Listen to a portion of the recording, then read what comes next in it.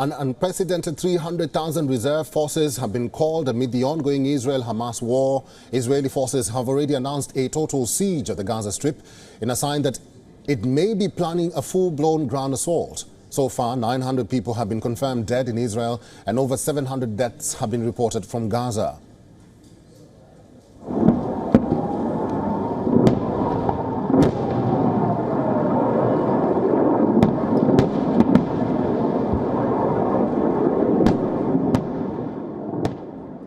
The latest, the deadline given by Hamas to the residents of the southern coastal city of Ashkelon is over. Earlier, Hamas said that in response to the Israeli airstrikes, they will target the city of Ashkelon. United Nations claims that nearly 200,000 people have fled their homes in Gaza. In Khan Yunis, 2 members from Hamas's political office are killed in an airstrike. The militant group confirmed the killing to news agency Reuters. Meanwhile, Israeli Defense Forces claims Jawad Abu Shamala, the Minister of Economy of Hamas's political arm, has died in an airstrike. The World Health Organization called for a humanitarian corridor to be established into and out of the Gaza Strip, which has been placed under total siege by Israel. WHO spokesperson Tariq Jasarevic said, and I quote, WHO is calling for an end to the violence. A humanitarian corridor is needed to reach people with critical medical supplies. United Nations has claimed that 200,000 people have been displaced in Gaza Strip since Hamas's surprise assault. Israel has cut food, fuel and electricity supply to the Gaza Strip, where thousands of shots of rockets have been fired.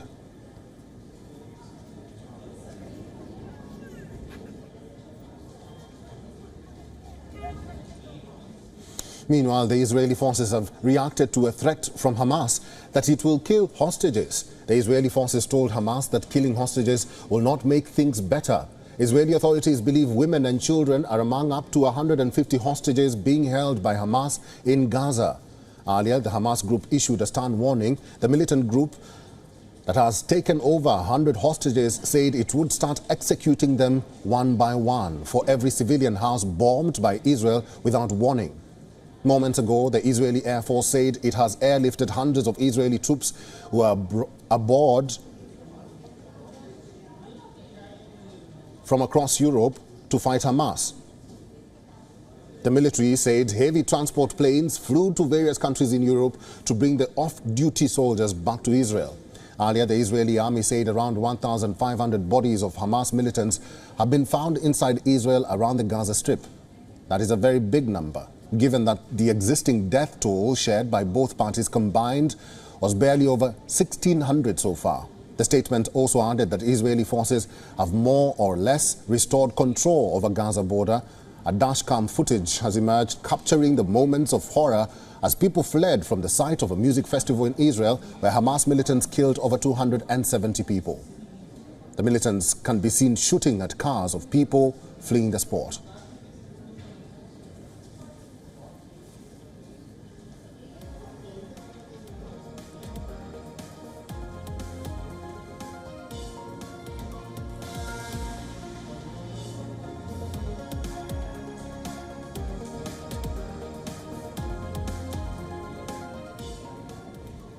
On October 7th, Hamas bombarded Israel with thousands of rockets in an unprecedented attack, triggering a fresh conflict in that region.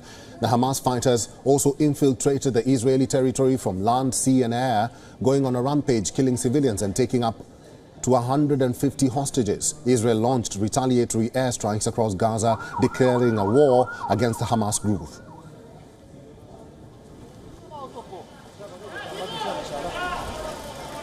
Drop.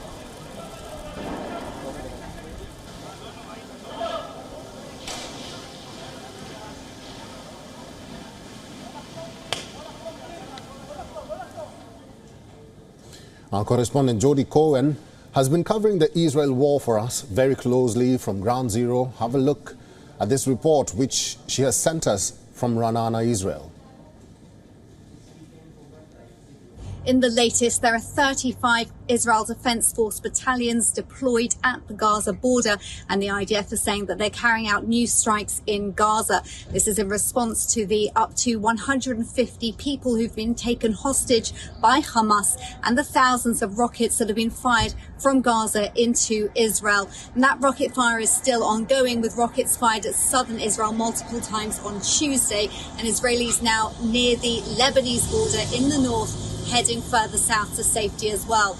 Now, the IDF is today telling up to 100 Israeli families that their relatives are being held hostage by Hamas. I spoke with a citizen of Ireland earlier about his missing relative, and he's calling on the Irish government to get involved. And this afternoon, we can expect to hear from families from the US with missing loved ones who are calling on President Biden also to get involved. We can expect to hear more stories like this over the coming days, as well as stories of Palestinian civilians caught up in the strikes in Gaza.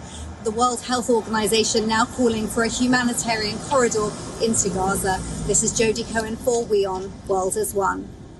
WION is now available in your country. Download the app now and get all the news on the move.